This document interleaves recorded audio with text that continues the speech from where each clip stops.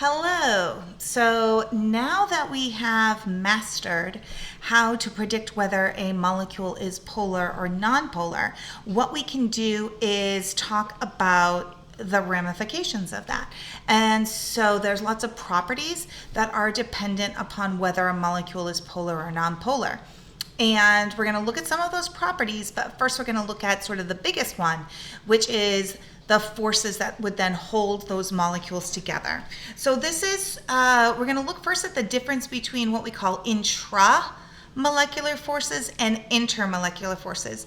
Intra means like inside. So if you play like intramural sports, that would be when there would be like two basketball teams at one high school that play each other. In college, you do lots of intramural sports because playing sports in college is pretty elite. So for the rest of us who just are kind of normal, we play intramurals. So intramural means inside, and the intramolecular forces are those forces inside a molecule. Right? So intramolecular bonding are forces or interactions that hold atoms within a molecule together, or ions within an ionic solid. Basically another word for bond. So intramolecular forces are the forces inside molecules, which we know to be covalent bonds.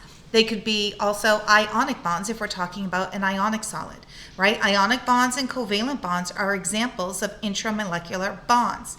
These interactions or bonds are very strong. Bond energy is needed to break the ionic or covalent bonds is super high. We know that melting point of ionic solids is really high. This is one of the reasons why. And when they break, so when these bonds break, they produce different molecules or atoms. So this would be the chemical composition would be changed. So when an ionic bond is broken, you might wind up with a new chemical compound. Same thing with a covalent bond. So this is different than what we're going to spend the bulk of today about, which is the intermolecular forces. So if you think of that word, inter means between, right? So intermolecular forces are the attractions between molecules or atoms in different molecules. So not what's going on inside the molecule, not what's holding the carbon to oxygen in a molecule, but what holds one molecule next to another molecule. Intermolecular forces are responsible for controlling the properties of liquid and solid states. So we will learn compounds with stronger intermolecular forces tend to be liquid or solid at room temperature. And there's three of them. So there's three that you need to know.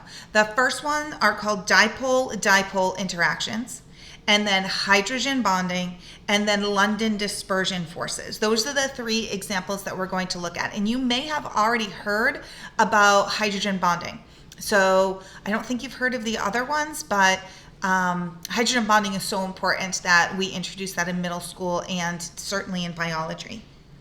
These intermolecular forces are all much weaker than those intramolecular forces or the bonding, and they require much less energy too. And I cross out that word break and put overcome. I like to make a distinction between the word break and overcome. So bonds we break and intermolecular forces we overcome. It's the wording that is used from the College Board on AP exams, so I try to just get that wording now. That's why I crossed it out.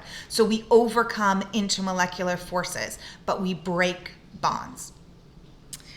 When intermolecular forces are overcome, molecules in a substance sample may change state.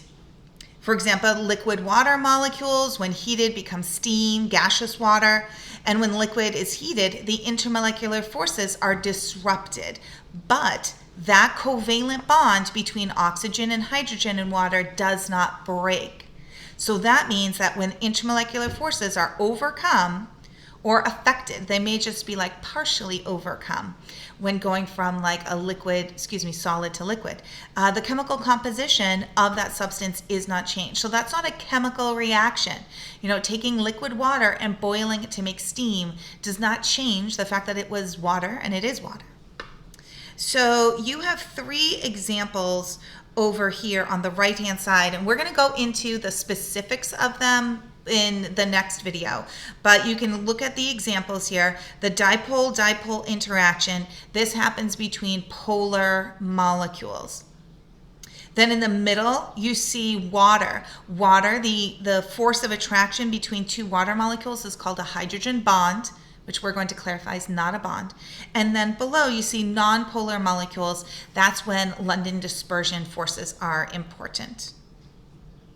So now let's move on to the table on the next page, and this is just going to sum it all up, because one of the skills that you're going to need to have is to be able to look at the molecules and then determine what type of intermolecular force would these molecules exhibit.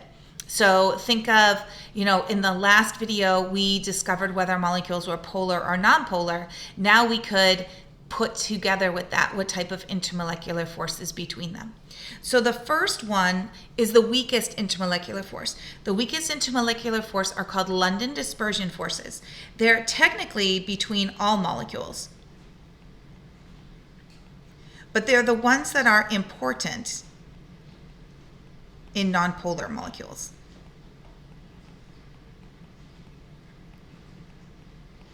So if you think of what are some examples of nonpolar molecules that we've done, those are probably good examples of molecules that have only London dispersion forces. So carbon dioxide is a really good example of that.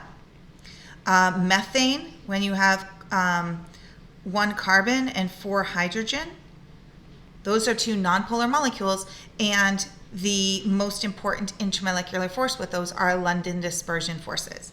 So the next example, these are a little bit stronger, are dipole-dipole interactions, or the dipole-dipole force.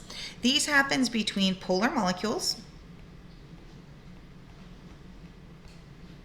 and they're a little bit stronger than the London dispersion force. So think of some polar molecules that we've looked at, right? Hydrogen chloride is one. On that previous page, H2S, that would be a good example of a molecule that exhibits dipole-dipole force. And you may be thinking, but what about water? Because water is sort of the biggest example of a polar molecule. And water is one that exhibits hydrogen bonding. So hydrogen bonding only happens when you have hydrogen.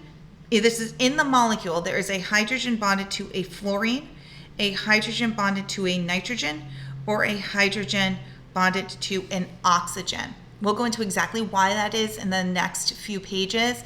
It has to do with the fact that those are the 3 most electronegative elements, and they're small, and hydrogen small. When these bonds are in a molecule, it makes the molecule extremely polar, way polar than like HCl or H2S. I like to call it wicked polar, just super polar. And yeah, the biggest example of that is definitely water there, right? And we call this hydrogen bonding, but it is not a bond. So remember, we've talked about this for months now. There's 3 types of bonds: ionic, covalent, metallic. That's it. You can have, covalent can have a couple different varieties of that, nonpolar, polar, but the hydrogen bond is not a bond. In terms of, if a hydrogen bond is broken, the molecule doesn't become a different substance, right? So you'll see it sometimes even called the hydrogen bonding force, because they're trying to just get across that this is not a bond that is what, holds the atoms within a molecule together. This is an interaction, a force of attraction of one molecule being attracted to another molecule. So in the next few pages of notes, we're just going to go through each individual intermolecular force in more detail. And the skill that you need to have at the end of this is be able to tell what type of intermolecular force a molecule exhibits, and then also know something about how strong they are.